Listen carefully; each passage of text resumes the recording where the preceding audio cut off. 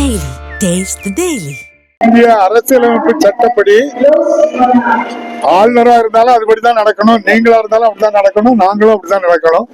தொடர்ந்து ஆளுநர் அவர்கள் இந்திய அரசியலமைப்பு சட்டத்துக்கு விரோதமாக தமிழக சட்டமன்றத்தில் மரியாதை குறைவாக நடந்து கொண்டு செல்வதையெல்லாம் சட்டமன்றத்தில் நிறைவேற்றி கொடுக்கின்ற தீர்மானங்களுக்கெல்லாம் ஒப்புதல் வழங்குவதில்லை. மூல சட்டம், பல்கலைக்கழகம் ஆரம்பிப்பதற்கு சட்டம் தந்தது ஆளுநர் அனுமதி தருகின்றார். அதிலே திருத்தம் கொண்டு நாம் கொடுத்தோமானால் அதை அவர் செய்ய மறுக்கின்றார். மறுப்பதோடு மட்டுமல்ல, அது குடியரசுத் தலைவருக்கு அனுப்பி வேண்டுமென்றே குடியரசுத் தலைவருக்கு அனுப்புவது மிகப்பெரிய மோசமான ஒரு காரியம். ஆகவேதான் தொடர்ந்து இந்த ஆளுநர் செய்கின்ற அரசியலமைப்புக்கு சட்டத்துக்கு புறம்பா நடைபெறுவதை நம்முடைய அரசியல் தலைவர்கள் அனைவருமே தமிழ்நாட்டில் உள்ளவங்க அதை எதிர்க்கிறாங்க. நீதிமன்றத்திலும் உச்ச நீதிமன்றத்திலையும் கொடுத்திருக்கு. உச்ச நீதிமன்றம் ரொம்ப தெளிவான ஒரு யோசனையை சொல்லியிருக்கு. நீங்க அந்த அரசியலமைப்பு சட்டப்படி ஆளுநர் நடவடிக்கை எடுக்கலன்னா நான் முடிச்சு வைக்க வேண்டியது இருக்கும் அப்படின்னு சொல்லி கடினமான வார்த்தையை நேற்று சொல்லியிருக்கு.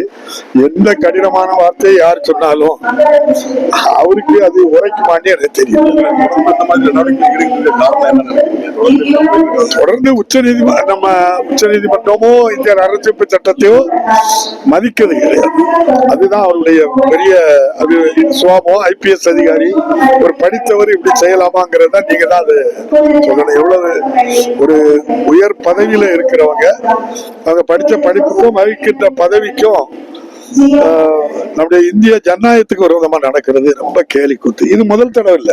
பொது வழியில சொல்றாரு இந்தியா மத சார்புள்ள நாடுன்னு சொல்றாரு. இந்திய அரசியலமைப்பு சட்டத்துக்கு விரோதமாட்டு இப்படி பேசலாமா? ஒரு மத சார்பற்ற நாடு, செக்குலர் கண்ட்ரில இந்த வார்த்தைய சாதாரண ஒருத்தன் சொன்னா பரவாயில்ல. உச்ச பதவியில இருக்கிறவங்க சொல்றது வேதனை. இப்படி ஒண்ணு இல்லை, தொடர்ந்து இல்லாத அதிகாரத்தை கையில் எடுப்பாரு. நம்முடைய மாண்புமிகு முதலமைச்சர் தான் ஒரு அமைச்சரை நியமிக்க முடியும், நீக்க முடியும். செந்தில் பாலாஜியோ என்ன செய்வாங்க, உடனே நான் நீக்கி வச்சுப்பாரு. 3.5 மணி நேரத்துல நான் நீக்கினது தப்பு கிடையாது. அதே மாதிரிதான் சட்டமன்றத்துல அநாகரிகமா நடந்துகிட்டாரு. ஒரு பதவி போட்டாரு, அதை நீக்கினாரு. 2வது பதவி போட்டாரு, அதையும் நீக்கினாரு. 3வது பதவி போட்டாரு. இப்படி ஒரு நிலை இல்லாமல் இருப்பது வேதனையா இருக்கு. ஒரு பதவிக்கு தகுதியானவர்தானா? தகுதி அதான் நீங்க தானே சொல்லணும். இது நியாயமா? நீங்க தான் சொல்லுங்க.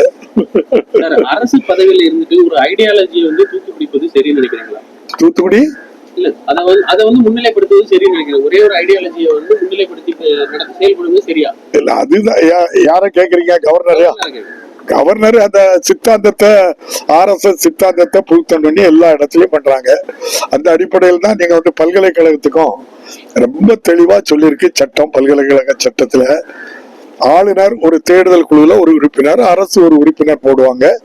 எந்த பல்கலைக்கழகமோ அங்குள்ள ஆட்சி மன்ற குழு ஒரு நபர் நியமிப்பாங்க, 3 பேர் நியமிப்பாங்க தேடுதல் குழுல. இப்ப 4வது ஆளு UGCல இருந்து ஒரு ஆள் போடுங்கன்னாங்க. அதையும் தாண்டி யாருக்கிட்ட என்ன சொன்னாரோ தெரியல, மாண்புமிகு அமைச்சர் அஸ்வினி அவர்கள் கவர்னர் சொல்ற ஆளை தான் துணைவேந்தர் போட்டுருந்தாங்க. என்ன நியாயம் பாருங்க. நீங்க தனியார் பல்கலைக்கழகங்கள் நிறைய இருக்கு. அந்த தனியார் தான் பில்டிங் கட்டி பல்கலைக்கழகத்தை ஆரம்பிக்காரு. அவர் தான் வேந்தர். அவர் சொல்ற ஆளுதான் துணைவேந்தர். இதுதான் தமிழ்நாட்டுல, இந்தியாவில எல்லா சட்டமும் இருக்கு. அதே போல இதுக்கு ஓனர் யாரு? தமிழக அரசு. தமிழக அரசு தான் இருக்கின்ற எந்த அரசா இருந்தாலும் அவங்கதான் பல்கலைக்கழகத்தை ஆரம்பிச்சிருக்காங்க. அந்த ஆட்சி மன்ற குழுல ஒரு பிரிவு என்ன சொல்றாங்கன்னா, மரியாதை நிமித்தமாட்ட ஆளுநருக்கு வேந்தர் பதவி கொடுப்போம் அப்படின்னு அந்த ஒரு பதவியும் கொடுத்திருக்காங்க. இப்போ அதையே நம்ம என்ன செய்யறோம், சட்டமன்றத்துல கொண்டு வேந்தர் பதவி முதலமைச்சர் தான் இருக்கணும் அப்படின்னு சட்டம் கொண்டு வந்தா சட்டத்தை நிறைவேற்றி தர வேண்டிய கடமை இருக்குல்ல ஆளுநருக்கு. நீங்க எப்படி தனியார் பல்கலைக்கழகத்துக்கு ஓனர் வேந்தரா இருக்காரு, அதே போல தமிழக அரசு உருவாக்கி இருக்கின்ற 13 பல்கலைக்கழகத்துக்கும் வேந்தர் முதலமைச்சர் தானே இருக்கணும்.